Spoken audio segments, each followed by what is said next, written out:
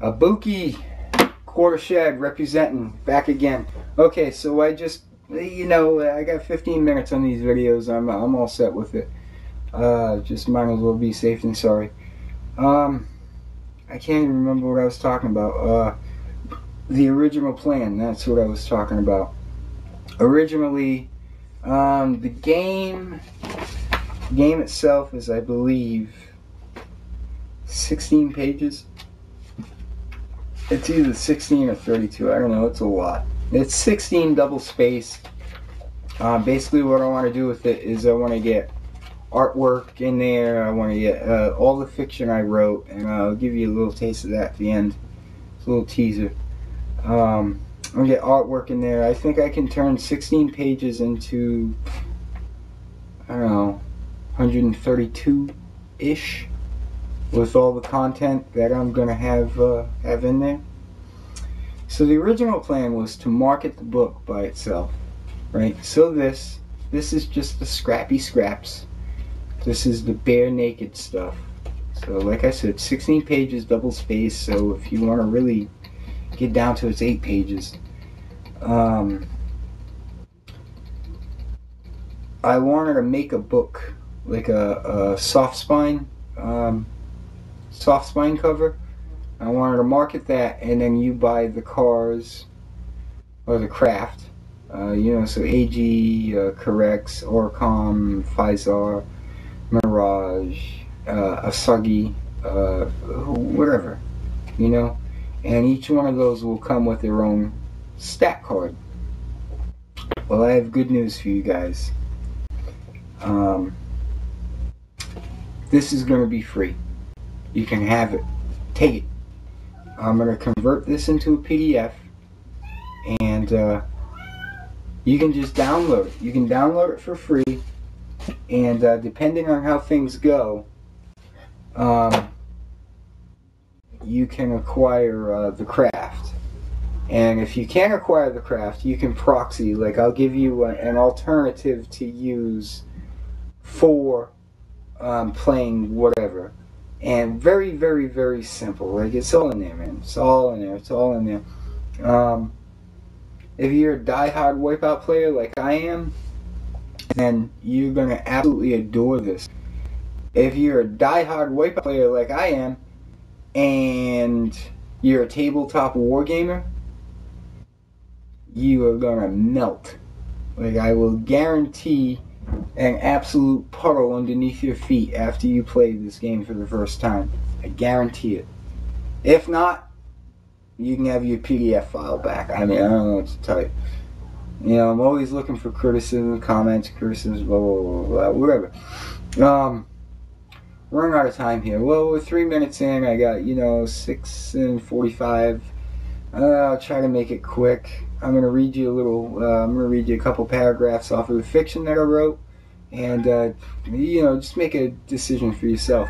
But I do want to give another shout out, and her name is Jennifer Lewis, and we kicked it off good, and we kicked it off good, and she fell in love with Wipeout.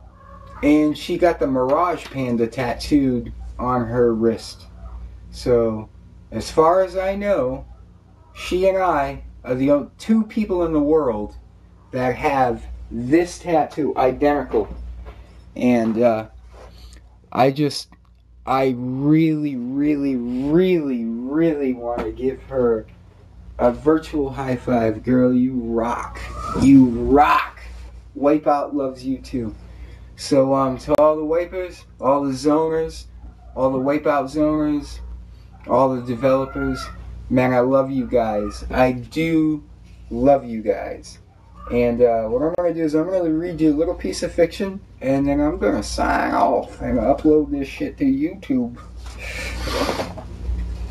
So, while I'm looking through the pages here, trying to find what's what, any Little Big Planet 2 fans out there, there is a fellow Wipeout forum user that is responsible for making the Wipeout tracks. I would highly recommend that everybody goes in there and gives it a look, and definitely checks her out. And of course, don't forget PlayStation Home. You can go in the Wipeout space in Home and play Zico, that bastard. Nah, I'm just kidding. Zico's awesome. Um, you can play his game. It's relatively straight line, linear, but it's what we know and love, and it's a lot of fun just for a stupid little arcade game. Okay, so I titled this one "A Sip of a Beer." No, I'm just kidding.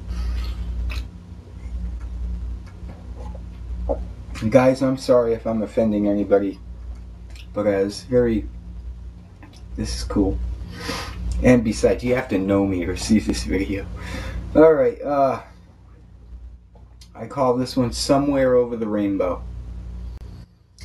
As the particles of dust and debris finally settled after the AG network initialized the starting grid, for the first time moments of serenity and, at the same time, anxiety set far beyond those I'd ever thought possible. Both calm and stormy, the roar of the crowd and the thunder of 16 ships going into full bore was nerve-wracking. Trackers had approached me a year earlier with the offer to pilot their new craft.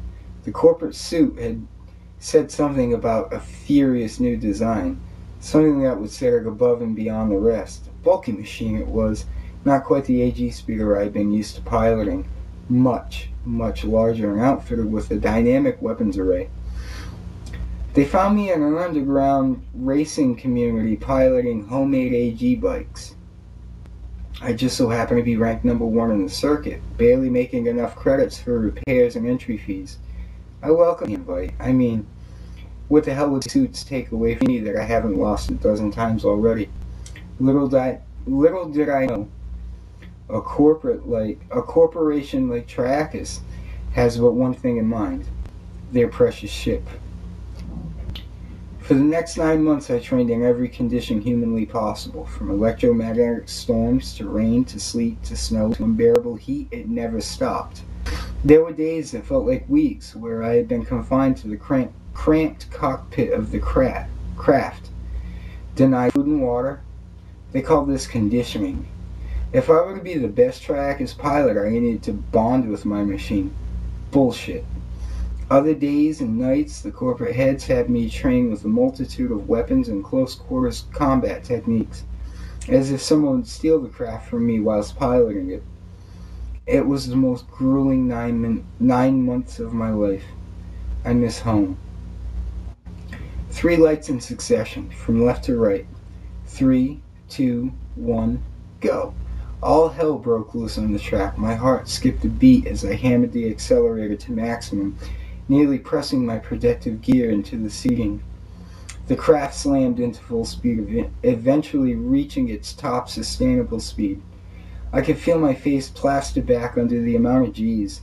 543 kilometers per hour and approaching turn number 1. My instinct told me to use the air brakes, but I did not obey. I cornered hard, scraping the rear of an AG systems. I felt the paint chip and the super strong armor of Triacus fold, just as I was slammed into a wall. The craft slowed, but I knew I could get back into the fray. That's when I heard my worst fear. Suddenly, every light on my console began to blink violently. The green lights were my thrusters. Check. Red, well, red was a target lock. Didn't really know what to do. Finally, my training kicked in, and in a moment's notice, I accelerated full bore in an attempt to outrun the missile.